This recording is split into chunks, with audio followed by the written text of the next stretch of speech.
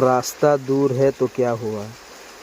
میرے محترم بزرگوں بھائیوں، ہم روز نماز کے آغاز میں کہتے ہیں منہ میرا قبلہ شریف کی طرف، رخ کعبہ شریف کی طرف۔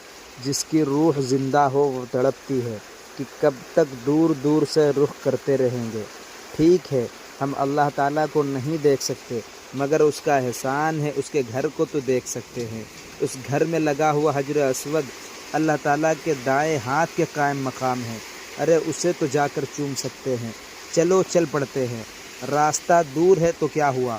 پاؤں پھٹ گئے تو کیا ہوا؟ بس چلتے رہیں گے، چلتے رہیں گے، ایک نہ ایک دن تو پہنچ ہی جائیں گے۔ نہ پہنچ سکے تو راستے میں جان دے کر جسم کو دفن کروا دیں گے۔ روح اسی طرح کعبہ شریف کی طرف بڑھتی جائے گی، بڑھتی جائے گی، بالآخر پہنچ ہی جائے گی۔ ایک بزرگ کہیں جا رہے تھے، راستے میں ایک شخص کو دیکھا کہ دونوں ٹانگوں سے معذور ہے، زمین پر گھسٹ گھسٹ کر تیزی سے آگے جا رہا ہے۔ اس کی آنکھوں میں شوق کی چمک، چہرے پہ عشق کا جذبہ تھا۔ بزرگ نے پوچھا، جناب کہاں اتنا تیز جا رہے ہیں؟ بغیر رکے کہنے لگے، اپنے رب کے گھر جا رہا ہوں۔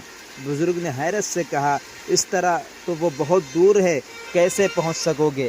فرمایا، 10 سال سے اسی طرح گھسٹ گھسٹ کے جا رہا ہوں، کبھی تو پہنچ ہی جاؤں گا۔ افسوس، ہم مسلمانوں کے دلوں سے حج کا شوق، کعبہ کا اشتیاق جاتا رہا۔ حج بیت اللہ اسلام کا محکم اور قطعی فریضہ، ان فرائض میں سے ایک جن پر اسلام کی بنیاد ہے۔ سیدنا عمر بن خطاب رضی اللہ عنہ نے فرمایا، میں سوچتا ہوں کہ تمام شہروں میں کچھ افراد بھیجوں، وہ جا کر دیکھے کہ جن لوگوں کے پاس حج کی استطاعت ہے انہوں نے فرض حج ادا نہیں کیا تو ان پر جزیہ مقرر کر دیں، کیونکہ وہ مسلمان نہیں ہیں، وہ مسلمان نہیں ہیں۔